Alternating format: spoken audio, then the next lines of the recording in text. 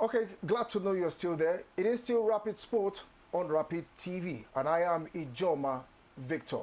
Now we go into the conversation fully this evening as we begin to look at the heartbeat of a nation, Nigerian football.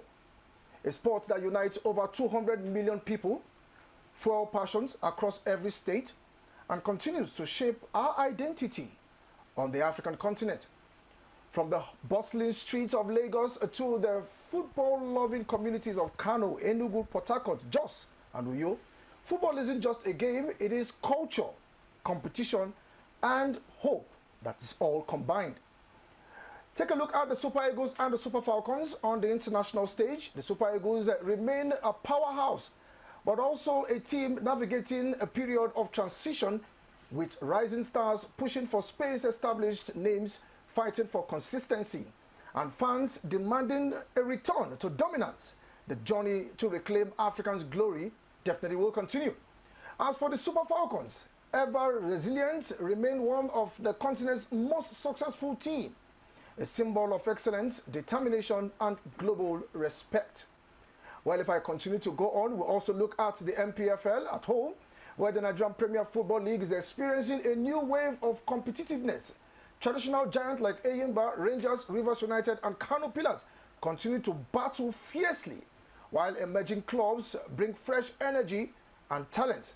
But challenges remain: infrastructure's gap, scheduling issues, refereeing, standards, and the constant push for professionalism.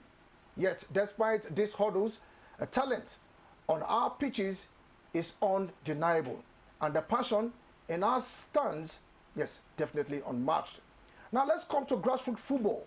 Across academics and grassroots centers, a new generation of Nigerian players are definitely rising. From the dusty pitches of Agege to the elite academies in Abuja and Port Harcourt, the pipeline of raw talent remains one of the richest in Africa. Young players are dreaming bigger, training harder, and aiming to follow the footsteps of Nigeria's great players around the globe. Now the big question is, can we celebrate the growth of Nigerian football? Challenges in terms of administrations, funding, players' welfare, development structures, and corruption continue to shape the future of this game. So where are we exactly when it comes to Nigerian football? Now this evening, I am joined live here with the former Minister of Youth and Sport Development in the person of Barrister Solomon Dalung. It's good to have you this evening, sir. Thank you very much, Ijoma Victor. Thanks so much. And good evening, Nigerians. Well, I'll begin this evening's show. I remember when you assumed office in 2015. Nigeria had already qualified for the World Cup in Brazil. I think we are back home. And the last time we qualified for the World Cup was back in 2018, Russia. And then you were the Minister of Sports Development. What is different then that Nigeria qualified, and what is different now that we cannot qualify for the second World Cup back to back? Well, sport administration is something that you need a leader who has determination, who has passion, and also understands the dynamics of the sports architecture. There is so much clamoring for professionalism in terms of sports administration. Far, far, far from it. It's not about professionalism, because it's administrative. And if you do not have that administrative skill, you have the determination, and you have passion, you're not going to make any serious progress. When I came in, I had the determination to succeed. I was determined to ruffle shoulders, to dance on big toes, and damn the consequences, and even shut my ears from the very noisy and chaotic media propaganda. And so I took an identity that was looking unassuming and not quite admirable. So many looked at me as somebody who didn't know anything, and That was quite pleasurable for me. And so evil were planned in my presence because Azuma was a daft. And that was why I was able to successfully overrun them and did what I did in sports because I knew the environment before I went into it. Now, you talked about knowing the environment. Let's look at back in Mali 2002, where you were one of the delegates. And you made mention of your experience with what happened with players and officials of the Glass House and players battling. You made mention of Sunday Ulisse and others. What really happened back in 2002 en route to Mali? And when I was young, I played football. And I had, I was a goalkeeper also, and I played number 7 very well. But that was then as a young person. I had a name called Small Pepe. So that means you have the speed. Yeah, so because if it were now, I could have gone professional and even be one of the big names in Nigeria. But then, it was just something of fun. And so, many thought that it was only my appointment as a minister that introduced me to sports. And I was also a very good athlete. I hardly could have somebody who would beat me then in 1,500 meters.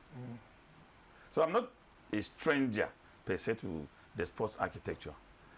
But because, I mean, we had sports during our own time when sport was just fun. The highest reward is you are rewarded with glucose and chewing gum, and then celebrated. So when I was working with Chief Solomon Lar, he nominated me as one of the federal government delegation to Mali in 2002. And that was the first time I had a first-hand experience with the cabal in Nigerian Football Federation. As a member of the delegation, we were told what we were entitled to $5,000 then. But when we arrived in Mali, the highest we got from the Ministry and Nigerian Football Federation was $200. We were stranded, and it took the intervention of the embassy and some members of the National Assembly for us to be able to survive the period we were in Mali. But where we were in the hotel, the late minister, Aku, in his hotel room, we could see how bags of dollars were taken in and out. The players were also camped in that hotel.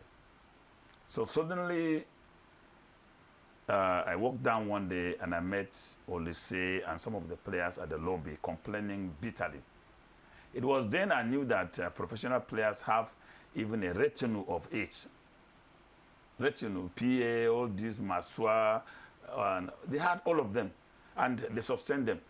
So I heard Ulisse complaining and saying, I mean, we were supposed to be paid, was it, he mentioned a specific amount, and he said it has been slashed down to 3,000. They were supposed to be paid 5,000 or so, and it was slashed to 3,000. And they were made to accept officially the 5,000. So he was complaining that this cannot sustain them. And that was the beginning of the crisis. Then because we were close to some of them, inspired by their performance, on the day we were going to play the finals with Cameroon, the players were mobilized. He tried to convince NFF leadership then, moving from one hotel room so that they can improve their welfare, and that failed. So as a result, when we went, we were defeated by Cameroon. And Ulisse came back and paid for it when I was a minister, because NFF brought him in just to take their pound of flesh. Yes. So they never allow him control of the team. He kept complaining to me, and I said, you see, NFF is a sanctuary of cabal, and they have FIFA backing them. Very good. So if I call them now for a meeting, the next thing they get out here, they will tell the media the minister is trying to intervene. And you know, because of this, my khaki dress, so hated by the media, they will escalate, oh, that daft, this and that. So this was what happened. And they frustrated Ulisse to the extent that they had to throw the towel and abandon Nigerian football is somewhere in Italy or so. Okay, you've talked about the NFF. Now let's go straight to the glass house, because I know definitely you've had this interaction with them. You made a stunning revelation in your article after we were thrown out of the World Cup, if I will use that, about a cleaner you met. Because I kept looking at that. You met a cleaner who was giving you details of what is happening in the glass house. Yeah. You know, in Nigeria, big people assume that nobody knew what they are doing. But the best people who knew everything you are doing are the common people around you. So when I was appointed a minister, there was a cleaner who came to me. He said he wanted to see me. And typical of my way of doing things, because I am more accessible to the common people than the well-to-do. So I allowed him, he came in. And then he told me, he said, my son, congratulations. I said, thank you, Abba. Said, I came to advise you. I said, what was the advice? He said, did I know that in Nigeria, we work for failure more than success? And that was a paradox I could not unravel easily. I said, Baba, I didn't understand what you are saying. He said, no. In football specifically, we work for failure because more than success, because failure is more profitable. So he took time to now explain the theories to me. Now look, the budget of a tournament is from group stage to finals. All the allowances of players, their bonuses are embedded in the budget. And for the administrators of football, if Nigeria crash at the group stage, there will be more money for them to share. So, sorry, Honorable. So that means, are you eventually saying that that money that is kept, immediately it's gone? That means if you come back home, if you crash on the group stage, what happens to that money? You know, I always like to speak with references so that people understood what I'm saying. Now, this advice he gave, I listened to him attentively. But I didn't believe what he was saying because I'm a very empirical person. So I wanted to see how that which he suggested would be proof. And of course, along the line, it emerged. But the final confirmation came when we went to Russia for the World Cup. Of course, before I came in, there was always a presidential task force. Yes. With a minimum budget of 10 billion that will qualify Nigeria. So I told myself that if I cannot qualify Nigeria as a Minister of Youth and Sport, then I have no business sitting down here. And I made sure that I monitored everything, direct payment of welfare of the players and the team. And I was at every outing. There was none that was not there, so nobody could go and manipulate anything. So when it was time, we qualified with a match to spare, which was historical. With a match to spare. Fair. Yes. Even when we went for the final in Algeria, NFA fielded a player who had a yellow card. And the 3 goals we made was cancelled. So if we had not qualified, we would have lost or crashed out. But because we qualified with a match to spare. But you know, in Nigeria, such type of achievements are not recognized at all. So when we now had started planning the budget of World Cup, it was about 3.5 billion. So I told them, NFF, I knew you receive monies on occasion like this from different sources, because that's what we call in football multiple budgeting. So you prepare a budget, you send to corporate Nigeria, they will fund it. The second budget is funded by either FIFA or CAF. The third budget is funded by the federal government. And if I allow you, you will raise this 3.5 billion in from those sources. On these 3 sources. So I'm not going to accept it. You must contribute 1.5 billion. And the rest 1.5 billion. And I brought 2 billion from government. But I brought 2.5 from government. They now started mounting pressure that I should release the entire money, and I said, no way. In fact, I directed that right from the Ministry of Finance, this money should be paid into the account of the ministry so that I can have control, as against paying it into NFF account. So I released 1.7 billion to NFF, which was to take them from the group stages to quarterfinals, with the allowances, bonuses of all the players. And we crashed at group stage.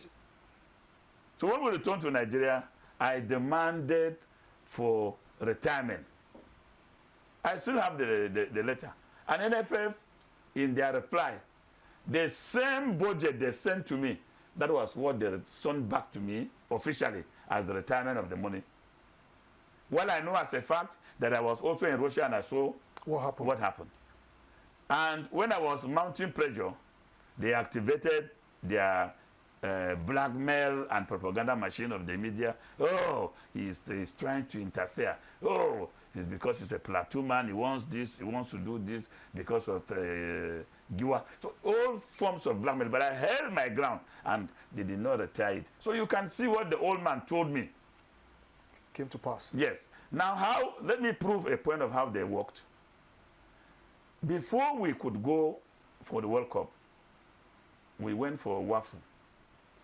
The player, the team won all their matches. All the matches they played, they won. But the finals, this took place in Ghana. I went there, I was there live, and the team lost the match 3-0. The team was playing as if it wasn't the Nigerian team again. That day I went to Ghana, I didn't wear khaki. I was dressed in suit like CAF and FIFA officials. So I was seated right in their midst there.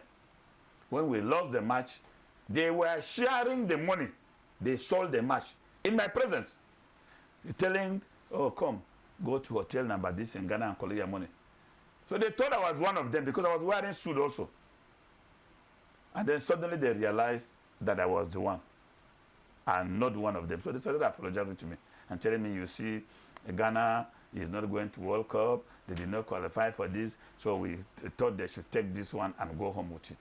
So if you are talking about corruption in Nigerian football,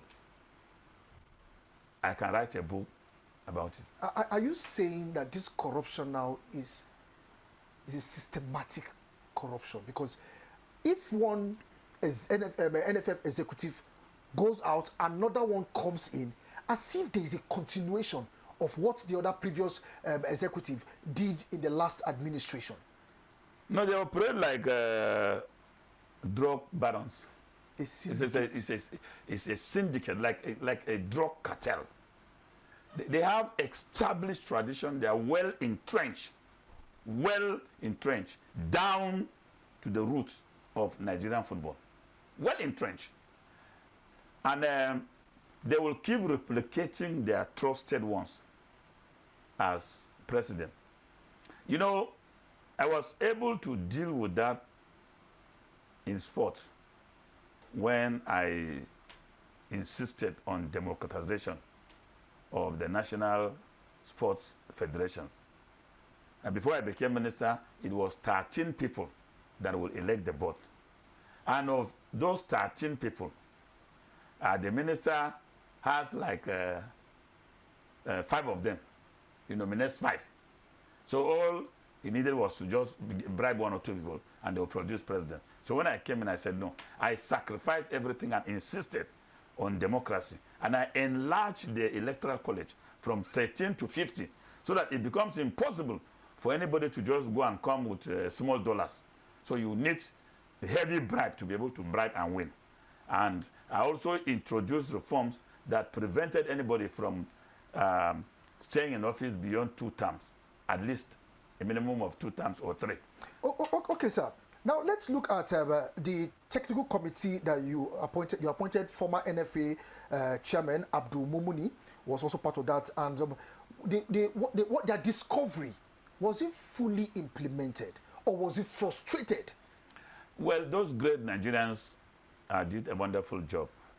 What I did was to bring anybody who had any relationship with football administration in Nigeria, who was living. I assembled all of them into a committee and told them to investigate the challenges of Nigerian football.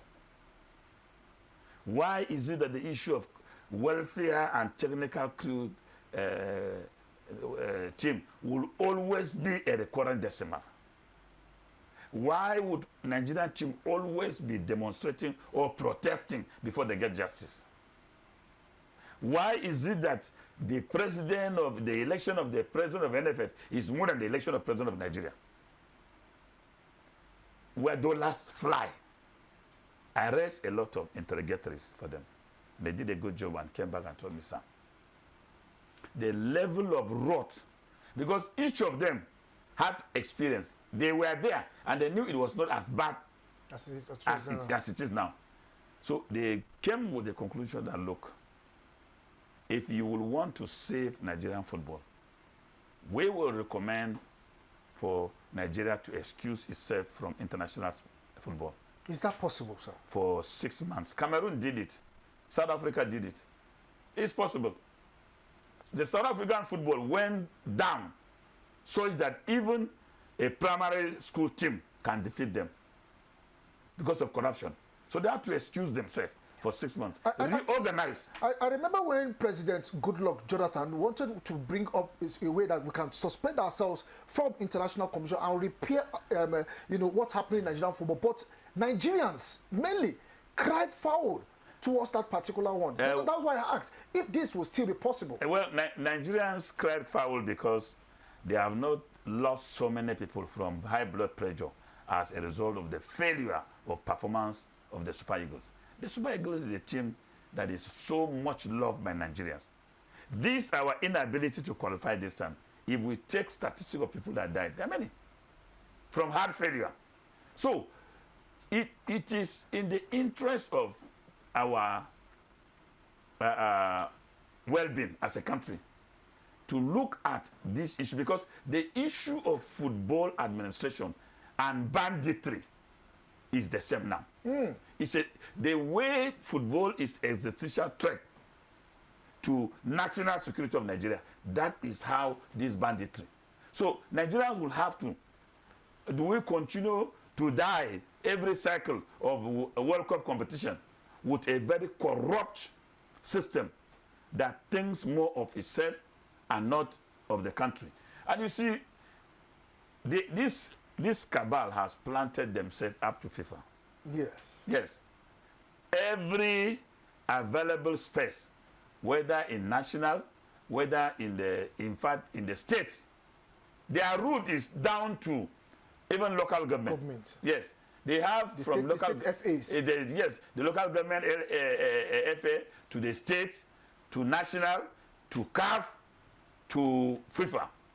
So they've lined up like this Trans-Sahara routes of drug trafficking, which you come through Ghana, Nigeria, you cycle to Nigeria, and then you go to Libya and enter Europe. That is how these people have aligned themselves. So if you don't have a government that is determined to deal with it, because once government is determined, it's the Cameroonian government that was determined, and it got involved and called FIFA and said, look, we are excusing ourselves. Because if you don't listen to the government, where will you play? Okay. They own the infrastructure, they own security. So how are you going to do football? So you must listen to them. So time is really not our friend, because it's really fast spent. At least they've given me the grace of almost about 4 minutes. But your last word, because I would really love that you really come back to the studio, because you have a lot to really tell Nigeria. Because Nigeria must know the truth of what's happening to our football. Because if we know the truth of what's happening to our football, then we'll be able to have ourselves and go have a rethink of really what to do next time. Probably your last word. My last word is that football is something that we love as a country. But President Bola Ahmed Tinubu must develop the political will to deal with what is happening in sports, not only football. Most of these officials that are marauding the space have on their necks allegations of heavy corruption. When I was a minister, FIFA implicated them in an audit. And I wrote to EFCC. EFCC investigated and discovered that I was complaining about $2.5 million. And EFCC ended up inducting 4 of these officials who are being recycled today for misappropriating 11 billion between 2014 and 2016. These people are still holding strategic position in sports. So how serious is President Tinubu telling us that he wants to reform sports? How can you reform, how can you fight armed robbery by appointing robbers as judges of the armed robbery tribunal? They will free all the armed robbers and send innocent people to be executed. Thank you very much, Barrister Solomon Dalung, former Minister of Youth and Sport, bringing up a lot to the public space and what's happening in Nigerian football. Well, like I said, time is not our friend. This is where we'll definitely blow the final whistle on the show this evening. Hopefully, we will plead and really ask Barrister Solomon to really return back to the studio to throw more light with what's happening in Nigerian football. Thank you very much, sir, for coming around. It's a pleasure inviting me here. I will come anytime you invite me once again. Truly appreciate you. And that's a wrap on the show this evening. I still remain Ijoma Victor. Do have yourself a wonderful evening ahead.